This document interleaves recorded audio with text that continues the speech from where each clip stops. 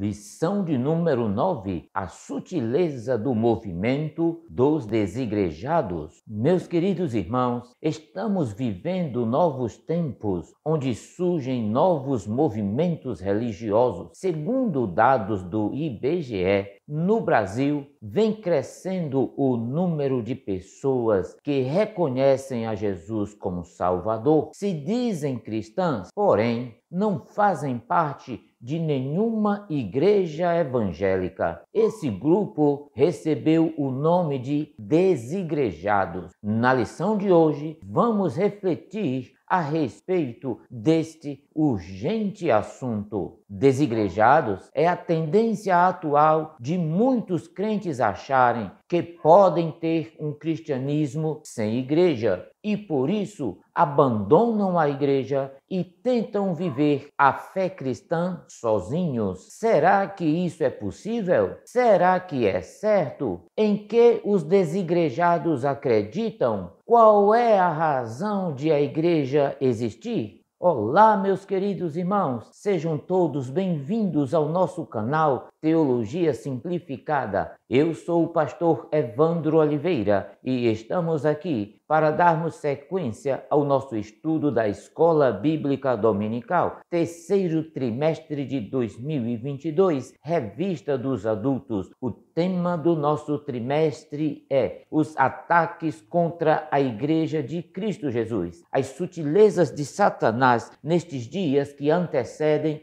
a volta de Cristo Jesus. E olhe, queridos irmãos, estamos já na lição de número 9, cujo tema é a sutileza dos movimentos dos desigrejados. Muito bem, meus queridos irmãos, nessa ocasião eu quero saudar na paz do Senhor a todos os nossos irmãos aí da cidade de Tauá, ao nosso querido irmão Samuel, ao pastor Sérgio desta linda e abençoada igreja e a todos os nossos queridos irmãos, que Deus em Cristo vos abençoe sempre. Muito bem, meus queridos irmãos, convido você agora para irmos à parte introdutória da nossa lição, lição de número 9, a sutileza do movimento dos desigrejados. O texto áureo se encontra na carta aos Hebreus, capítulo de número 10, versículo de número 25, que diz assim: não deixando a nossa congregação, como é costume de alguns, antes admoestando-nos uns aos outros, e tanto mais quanto vedes que se vai aproximando aquele dia.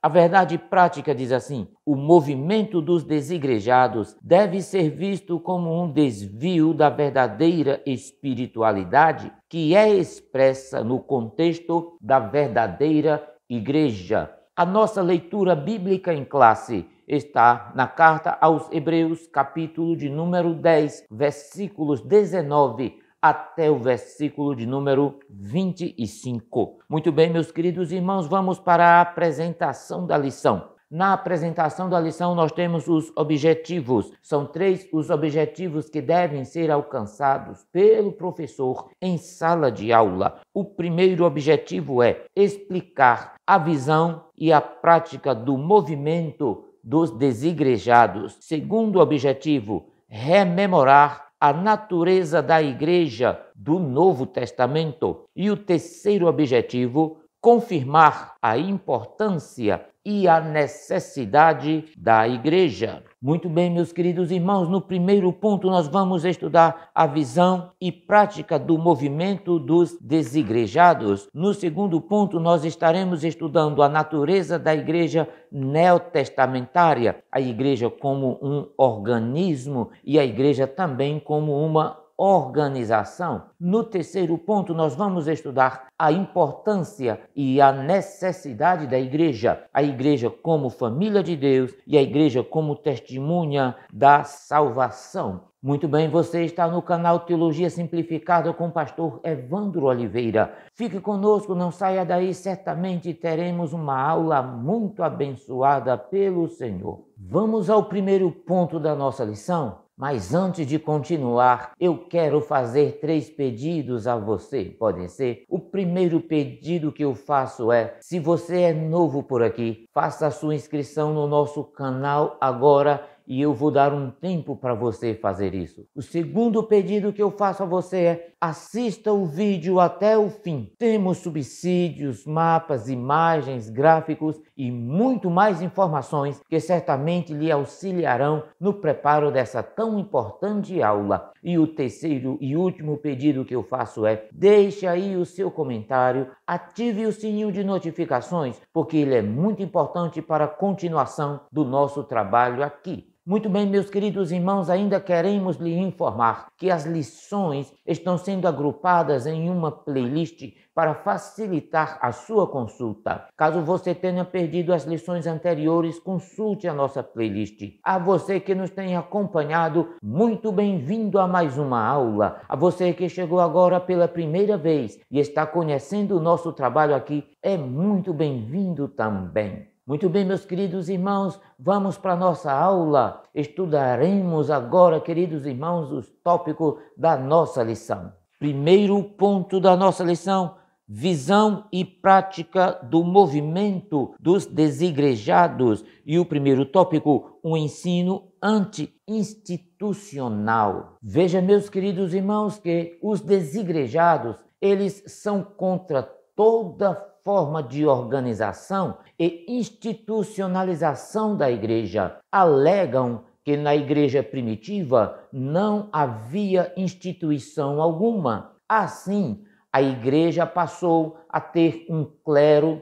um código doutrinário e um credo que passou a regulamentá-la. Para eles, nada de regras, nada de sermões e muito menos organização institucional. Mas, meus queridos irmãos, antes de continuar o nosso estudo, quero falar para você os tipos de desigrejados que existem. Você sabe quais são os tipos de desigrejados? Veja, meus irmãos, que Hidauro Campos, ele é professor de História da Teologia Cristã e História do Protestantismo Brasileiro, também pastor da Igreja Congregacional de Niterói, Rio de Janeiro. Ele afirma que são dois os tipos principais de desigrejados. Primeiro, os decepcionados e segundo, os críticos do sistema. Os decepcionados deixam de congregar por alguma decepção pessoal ou institucional. Trata-se de decepção pessoal quando envolve a relação direta com a liderança, por exemplo, pastores, bispos, apóstolos e etc.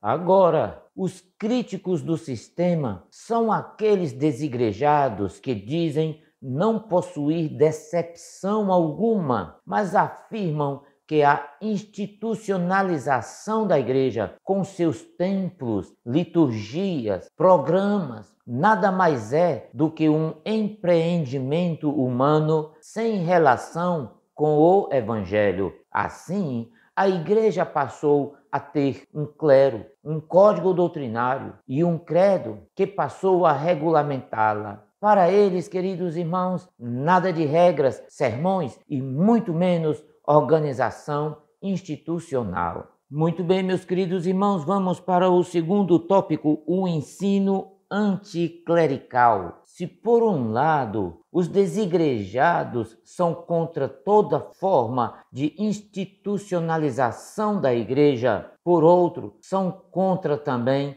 todo e qualquer sistema de governo da igreja. Isso significa, irmãos, que os sem igreja são contra, por exemplo, presbíteros, diáconos, bispos e pastores, esquecendo, queridos irmãos, do que Paulo disse na carta aos Efésios, capítulo de número 4, versículo 11 até o 14. Veja o que Paulo disse: e ele designou alguns para, primeiro, apóstolos, outro para profetas, outro para evangelistas, outro para pastores e outro para mestres, na relação dos 5 dons ministeriais. Mas Paulo continua dizendo: com o fim de preparar os santos para a obra do ministério, para que o corpo de Cristo seja edificado. Versículo 13: até que todos alcancemos a unidade da fé e do conhecimento do Filho de Deus e cheguemos à maturidade,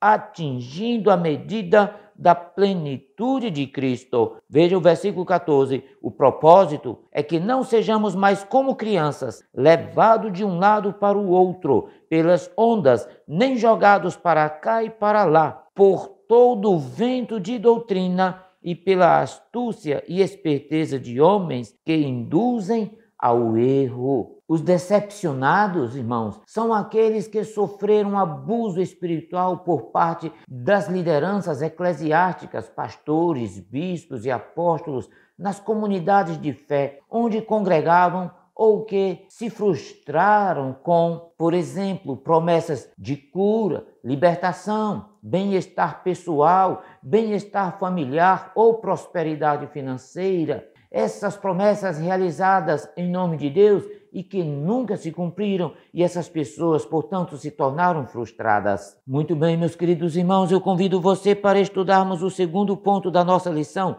a natureza da igreja neotestamentária, e o primeiro tópico, um organismo. Também estudaremos nesse ponto a igreja como organização. Como organismo, meus queridos irmãos, entendemos que quando Cristo instituiu sua igreja, ele tinha em mente um organismo vivo, um corpo que seria seu corpo, formado por todos nós que somos membros, sendo ele a própria cabeça. Este corpo foi criado à sua imagem e semelhança, com o objetivo de se desenvolver, atingir a maturidade e chegar à estatura de varão perfeito. A medida da plenitude de Cristo foi o texto que nós lemos anteriormente em Efésios capítulo 4, versículo 13. Agora, meus queridos irmãos, veja que interessante, como o organismo é que a igreja local nasce, ela cresce e se multiplica em outras igrejas também.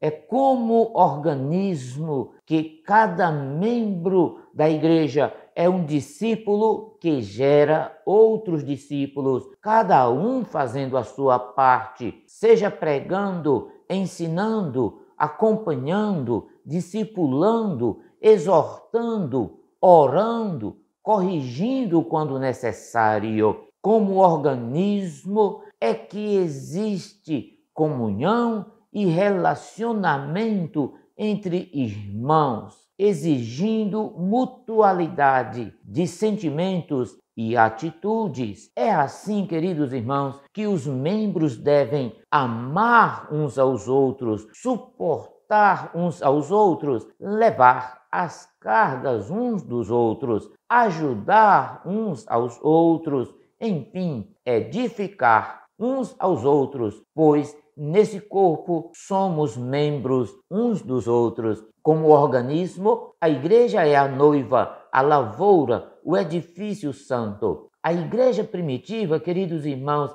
retratada em Atos capítulo 2, é o exemplo perfeito de um organismo vivo. Os irmãos socorriam os mais necessitados, repartindo bens e alimentos, ninguém considerando como seu aquilo que possuísse. É pena que aquele modelo não se perpetuou através dos tempos, mas foi imprescindível para aquela época e ficou registrado para as futuras gerações. Muito bem, meus queridos irmãos, agora vamos estudar no segundo tópico, a igreja como uma organização. Meus irmãos, a igreja também é uma organização, uma vez que, perante a lei dos homens, tem que ser organizada em pessoa jurídica, com estatutos, com uma sede, diretoria e outras exigências legais, tem patrimônio, regimento interno e existência física. Como organização,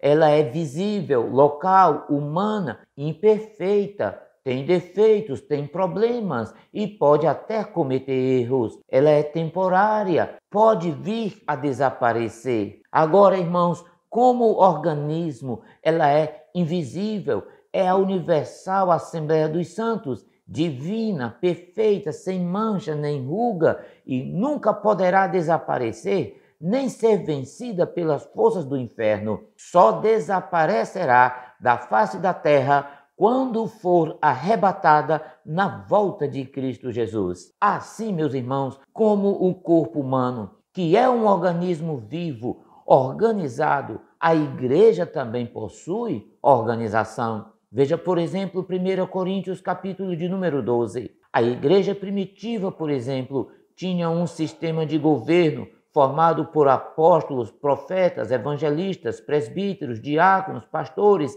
mestres. Veja as referências que está aparecendo aí na sua tela. Efésios capítulo 4, versículo 11.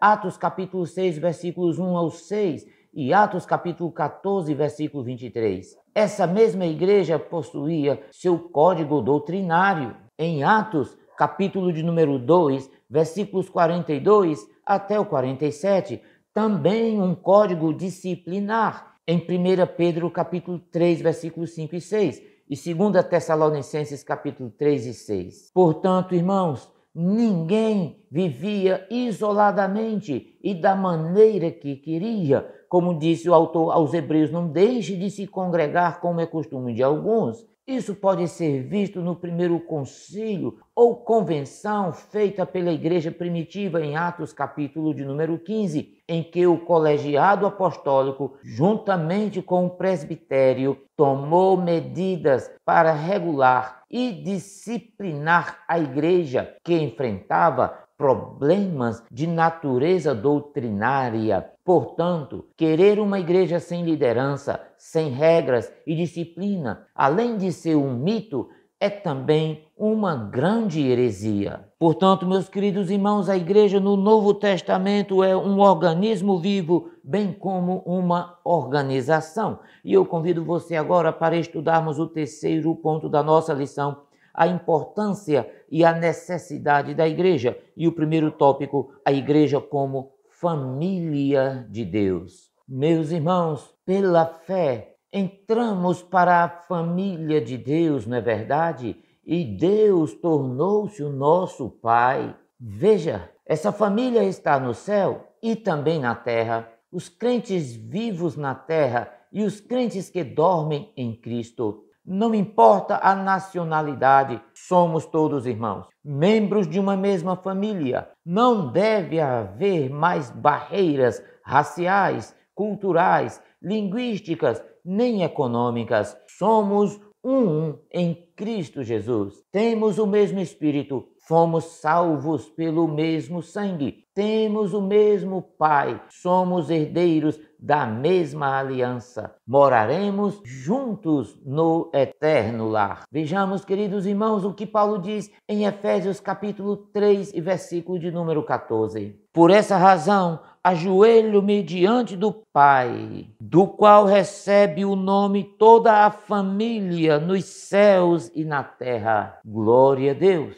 Meus irmãos, a igreja é uma família. Cada membro da igreja recebeu do Eterno sua filiação. O novo nascimento é o que nos habilita a ser da família de Deus. Nascer de novo é receber um novo coração do Pai. Somos família, sabe por quê? Primeiro, porque temos irmãos e irmãs. Se somos família, logo somos irmãos de todos que nasceram de novo, não é verdade, irmãos? Somos irmãos uns dos outros, amém? Somos irmãos dos animados, somos irmãos dos desanimados, somos irmãos dos fortes, mas somos irmãos também dos fracos, somos irmãos dos certinhos, mas somos irmãos também daqueles que erram, somos irmãos dos saudáveis, mas somos irmãos também dos enfermos, somos irmãos dos quebrantados, mas também somos irmãos dos egocêntricos, somos irmãos dos generosos, somos irmãos. Na igreja não há perfeição, há perdão, há aceitação, há reconciliação, cuidados e amor. Louvado seja o nome do Senhor. Segunda coisa, irmãos, é que cada um coopera para cumprir a missão. Cada um tem o seu papel e seu lugar no projeto da igreja local, no projeto da igreja nacional e global. Não podemos ser como as crianças da família biológica que querem tudo do jeito delas. E terceiro, queridos irmãos, somos família porque cada um coopera e serve com alegria. Na igreja, para ser parte da família, é preciso gostar de estar com as pessoas, não deixar de congregar-se, envolver-se em um ministério, evangelizar, consolar, contribuir generosamente, orar com fervor, servir com amor, aprender com humildade e santificar a vida diariamente. Louvado seja o nome do Senhor. Meus irmãos, o segundo tópico, a igreja como testemunha da salvação. Veja, a grande missão da igreja é ser testemunha do Senhor Jesus Cristo, proclamando o seu evangelho a todas as pessoas e tornando conhecido o reino de Deus no mundo. Em outras palavras, meus queridos irmãos, no centro da missão da igreja está o evangelho de nosso Senhor e Salvador Jesus Cristo. O último assunto que o Senhor Jesus tratou com os seus discípulos antes de subir ao céu foi justamente com relação à missão da igreja. Nesse sentido, ele disse: ide por todo o mundo, fazei discípulos de todas as nações, batizando-os em nome do Pai, em nome do Filho e em nome do Espírito Santo. Mateus capítulo 28, versículo 19. Essa declaração de Jesus é uma ordem muito clara quanto ao compromisso da igreja com a proclamação do Evangelho. É importante que se diga que no livro de Atos dos Apóstolos temos mais uma declaração do Senhor Jesus Cristo sobre a missão da igreja, quando ele diz: mas recebereis poder ao descer sobre vós o Espírito Santo, e sereis minhas testemunhas tanto em Jerusalém, como em toda a Judéia e Samaria, e até os confins da terra. Atos capítulo de número 1 e o versículo de número 8. Esses dois versículos, embora sejam breves, são muito profundos quanto ao esclarecimento da missão da igreja. Vejamos, queridos irmãos, o que nos diz a revista nesse tópico. Se por um lado o apóstolo Paulo chamou a igreja de família de Deus, por outro,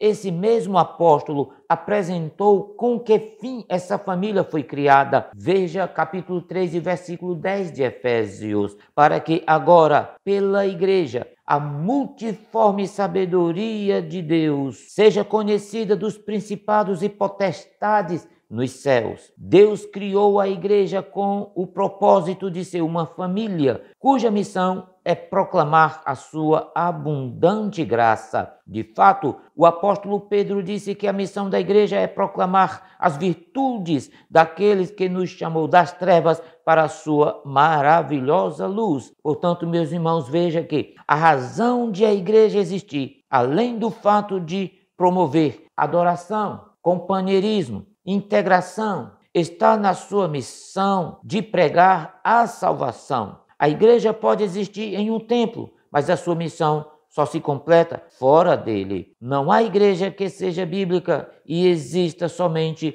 dentro de quatro paredes. Portanto, meus queridos irmãos, é importante a obra da evangelização. Na evangelização, a igreja focaliza o mundo. Na adoração, ela volta-se para Deus. E na edificação, ela atenta corretamente para si mesma. Portanto, irmãos, repetidas vezes nas Escrituras, os crentes são admoestados a edificar uns aos outros para assim formarem uma comunidade idônea. Lembra do texto que nós lemos, Efésios capítulo 4, versículo 12 ao 16? Você pode fazer essa leitura mais uma vez aí na sua Bíblia para confirmar. A edificação pode ser levada a efeito por muitos meios práticos, como por exemplo, ensinar, instruir os outros no caminho de Deus, que certamente vai enriquecer a família da fé. Portanto, irmãos, compartilhar com os necessitados,